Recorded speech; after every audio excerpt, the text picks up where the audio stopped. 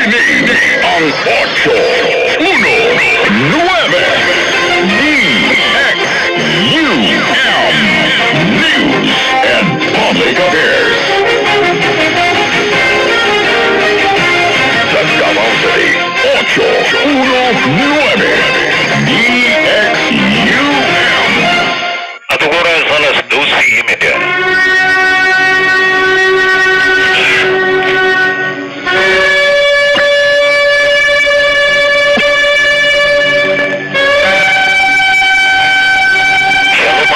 Maayong hapon sa ganito na masukitig pamina. Welcome to the Balik Hebrew program din sa DXUM Radio Kay 819 kHz sa oras alas 12:30 ang tunod oras sa hapon Lunes ang tunsad lang Sabado.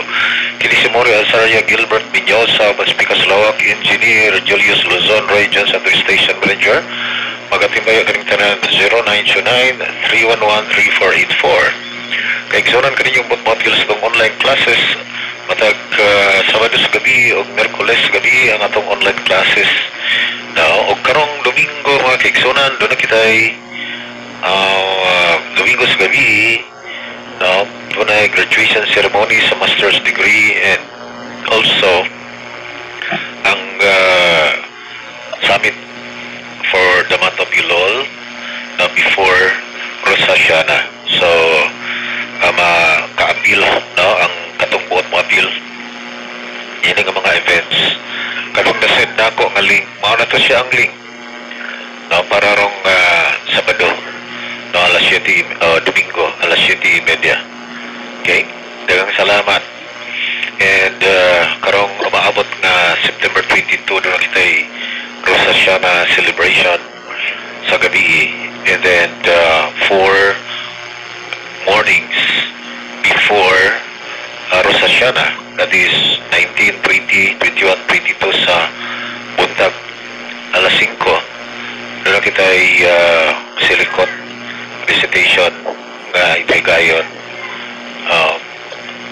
community silikot recitation nga giawhag ang matagusa nga mo participate alang-alang sa pag-break sa gitawag o evil decree nga ipahamtang og remember na ato ang Teshuvah, it must be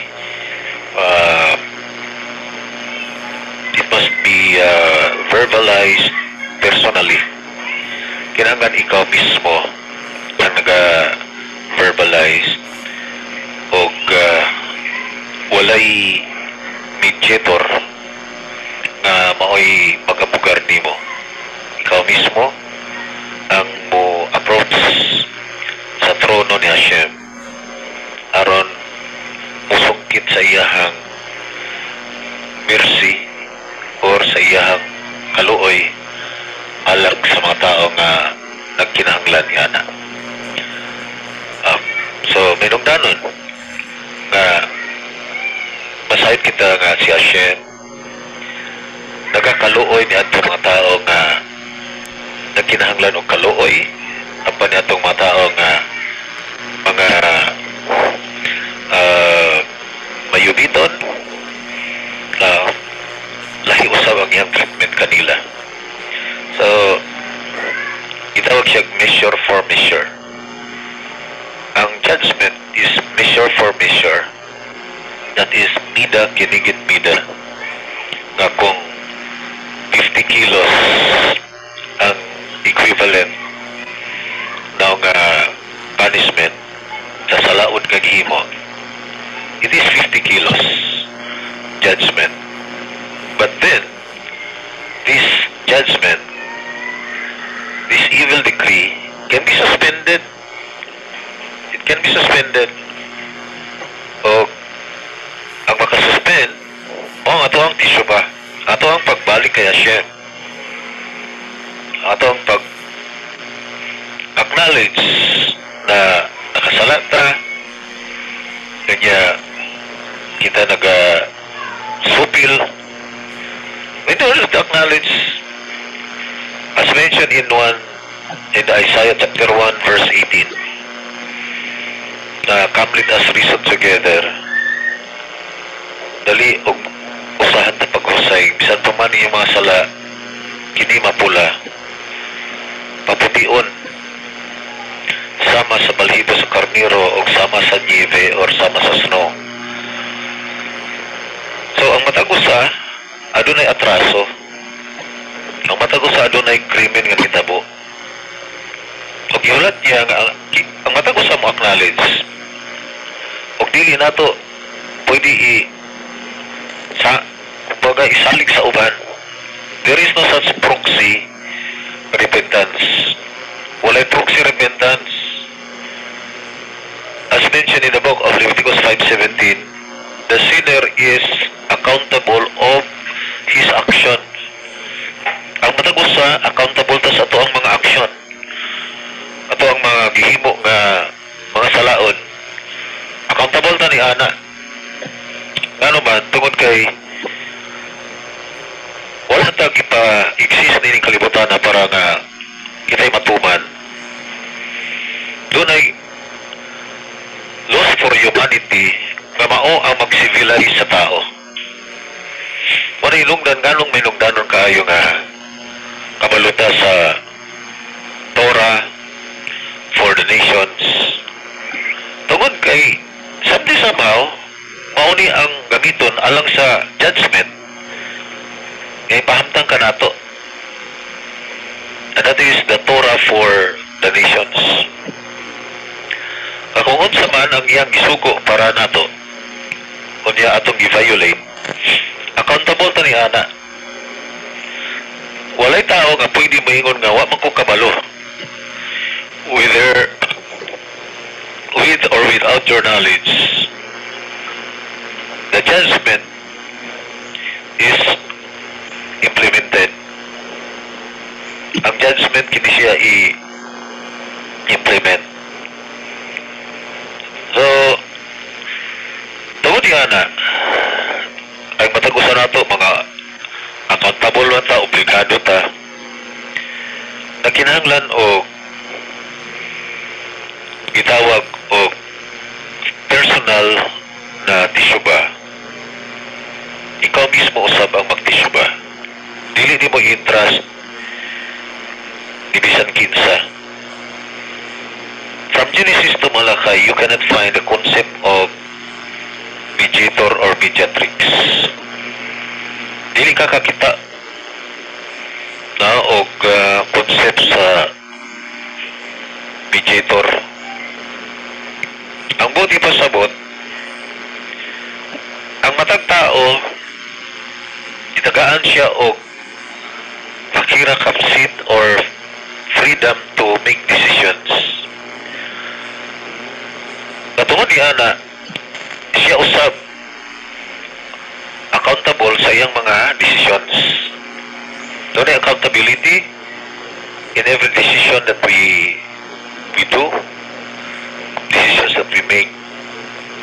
Doon na siya accountability. O kinahanglan, usag-usa nato, makasayon, hindi nga accountability. Dili kay agi pasaylon ako 2,000 ka tuig.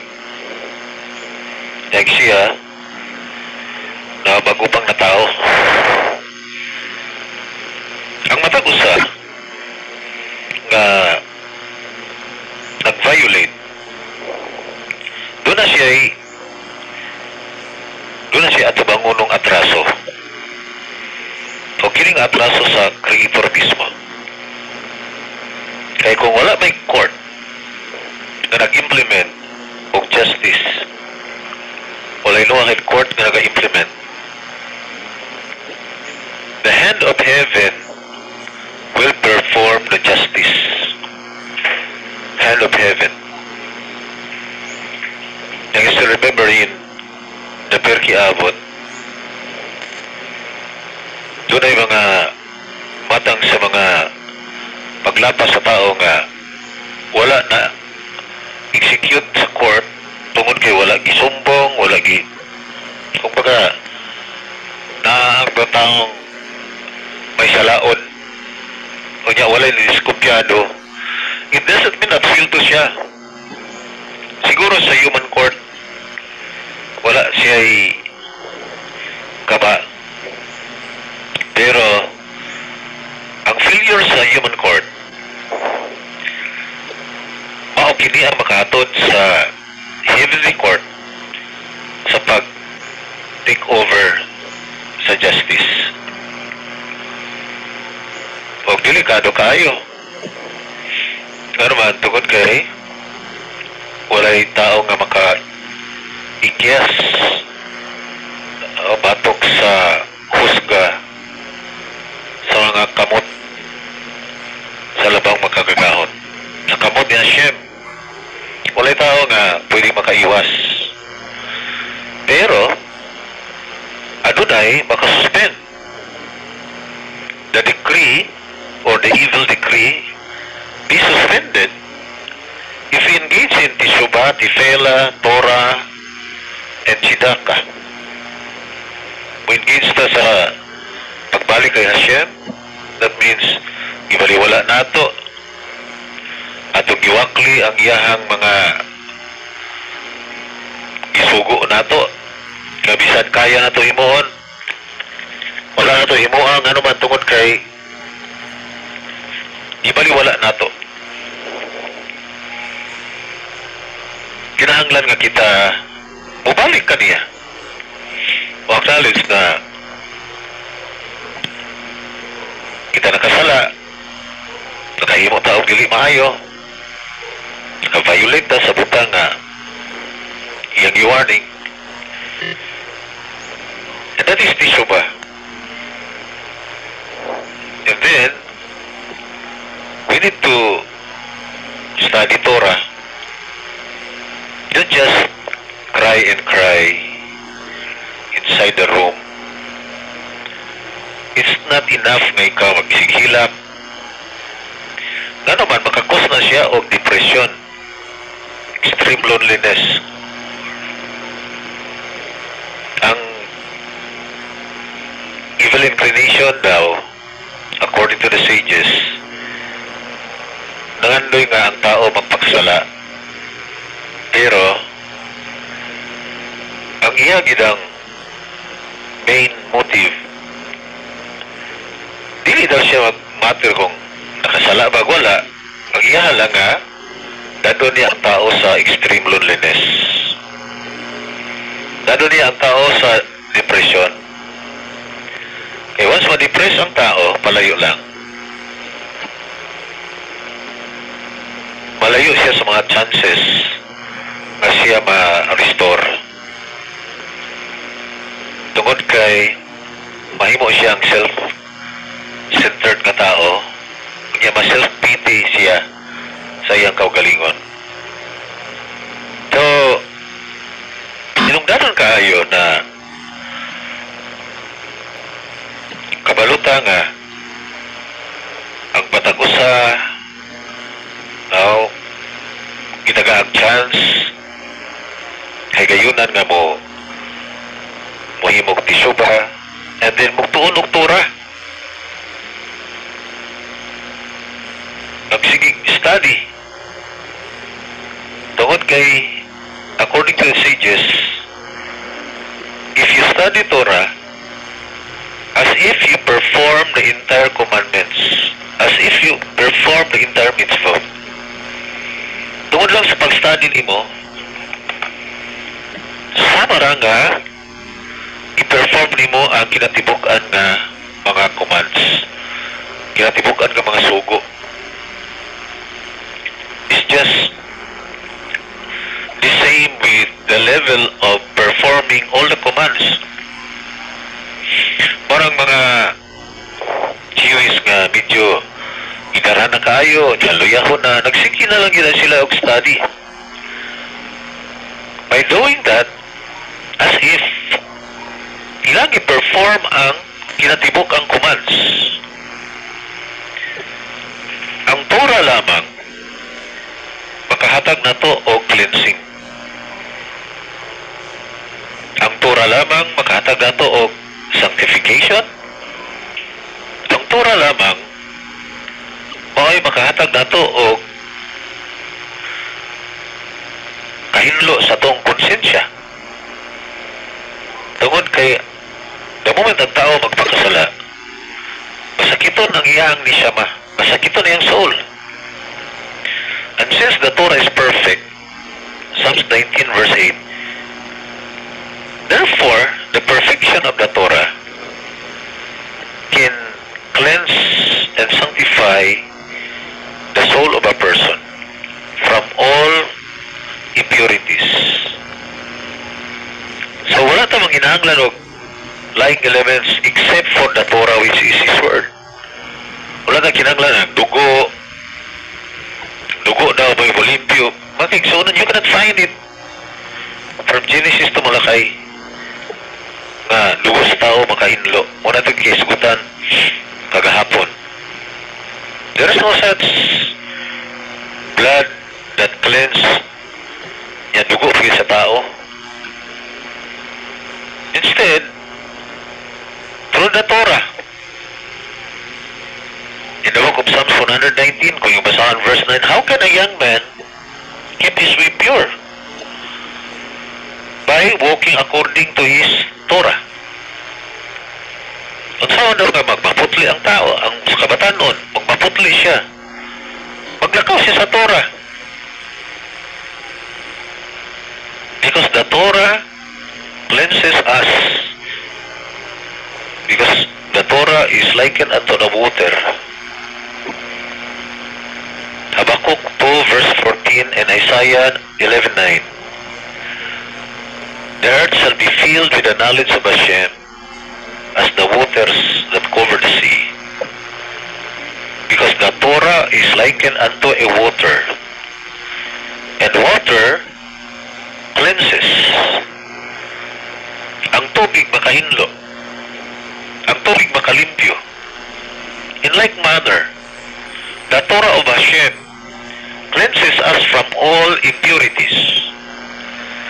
Ang inundan nga no, ang tao nagsigig pakasala. Tungod kay wala siya ka studio sa Torah. And he was thinking tama ang iyang ibuhat. Para sa iya tama. And that's why the Torah, according to chapters of the fathers, chapter 6, na Hashem engraved the Torah, engraved the commandments in a tablet of stone. And the word engraved is karot. And then, Rabbi Yeshua ben Levi said, don't read karot but herot, which is freedom, kagawasan. Once a person studies Torah, accepts the Torah, then he shall be set free from falsehood, free from lies, free from deception, free from all worries, because we know what is the step toward returning to the Creator. Unsang mga ang-ang sa pagbalik niya, as mentioned in the Torah, especially karon nga nata sa bulan sa Ilol. Anili vidudili, I am my beloved and my beloved is mine. And the theme is Hamelech Basadeh, the king is in the field during this month. The king is not in the palace. What is the difference between the king in the palace and the king in the field? The king in the palace, before you have an appointment, there must be protocol. Doon ay proseso. Whereas, if the king is in the field, there is no need protocol to approach him, to talk to him, to get closer to him. Wala kinahanglan o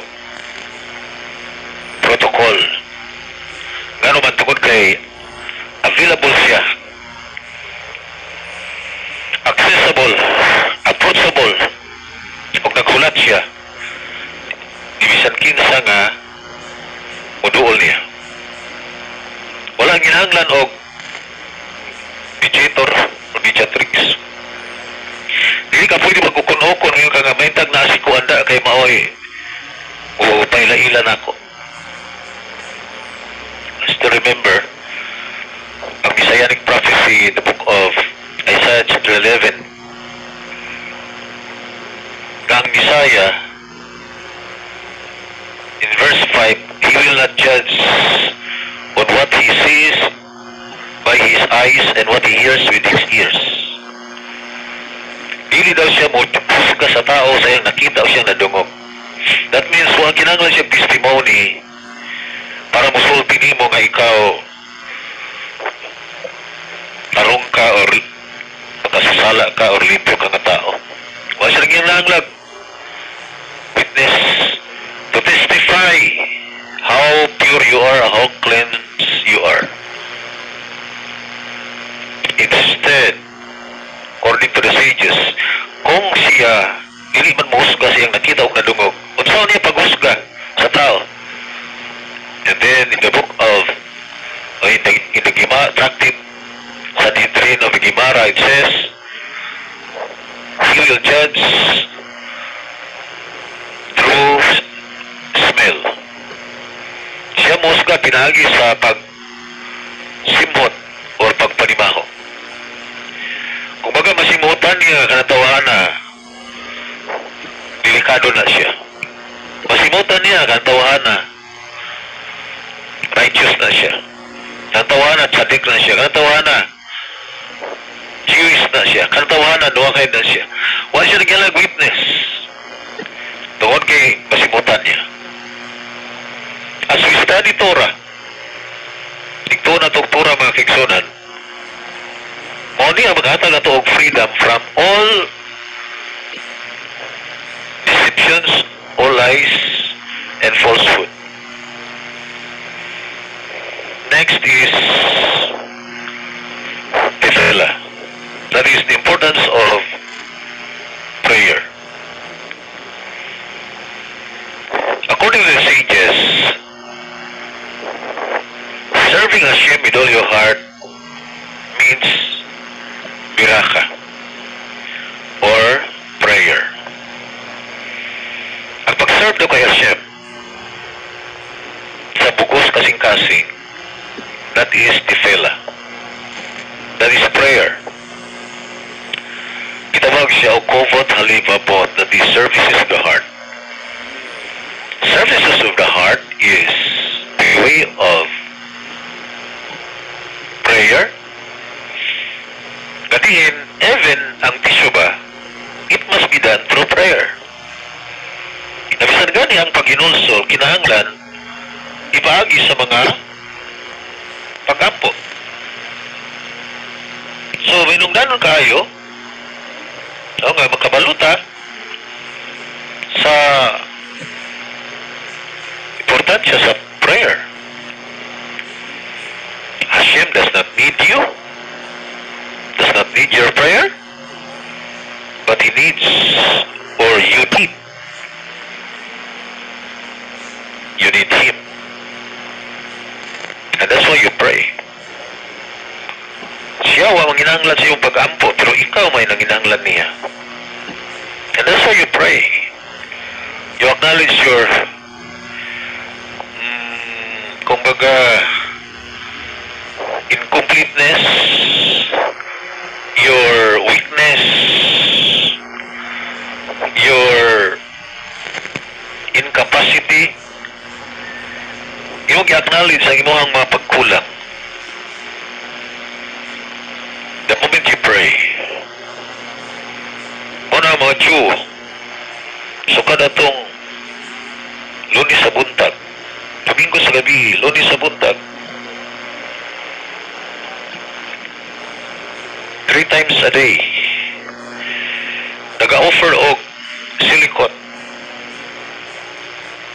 alang-alang sa cleansing sa matag kasalanan o kalapasan nga nahimo. Tungod Tungod kay ang prayer, kini siya expression that you serve Him. That's why you pray to Him. You will acknowledge that He is greater than you. You are powerful. Kung makahimo ka sa butang nga di na ko mahimo. That's why I pray to you. And through prayer, mahimo kini siya nga avenue nga diin ang atoang soul receptacle. Kini siya ma-preparado or kini siya maangayan nga makasalod or sarang nga makasalod, takos nga makasalod sa iyahang bendisyon, panalangin nga igabubo.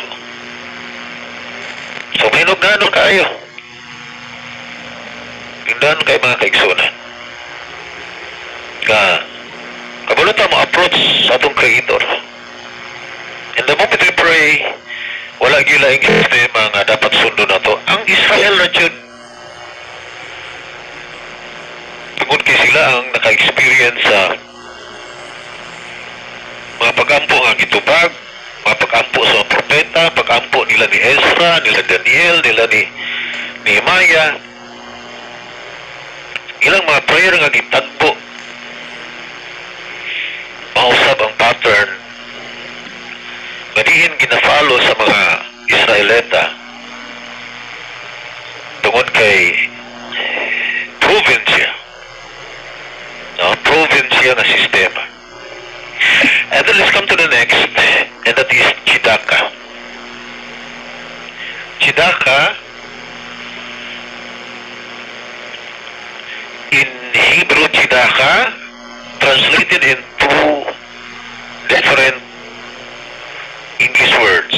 One is charity, and secondly, righteousness. Charity means ikaw nag-engage sa pagpanghatag, no? Ikaw engage sa pagkamaluluyhon, matinabangon, maghihatagon. O bisan pa man sa mga tura purpose imong ginasuportahan, imong ginapaluyuhan katong mga eternal purpose activities, imong gisuportahan. Mga kaigsunan, kung makabira daw ka og mga tao gikan sa idolatry, madala nimo sa tinuod. Ano na ang gitawag og the greatest spiritual achievement. Baruch Hashem. So, minungdanon na mo-engage na sa Chidaka because the second translation in English is righteousness. The person who is mangyatagon, maluluyon, matinabangon, tawagon siya righteous person. It is an act of righteousness. Trabaho o buhat sa pagkamatarong. Makiksonan panahon na balikan na nato ang Torah. Aron matama na ang atong sistema. Ayaw na pag basin-basin. Ato ta sa tinuod nga sigurado. Wala kita yung oras kaninyong pumapilas ng online classes. Matag Sabado sa gabi o Miyerkules sa gabi ato ang online classes. And then karong Domingo sa gabi doon na kita ay summit City Media after sa graduation na ceremony na itigayon. Sa ngalan sa itong partners, Pikas Lawak, Engineer Julius Luzon, Roy Johnson, Station Manager, Kinisimori, Azaria, Gilbert Binyosa, magiging tanan. Shalom Alaikum, Galita.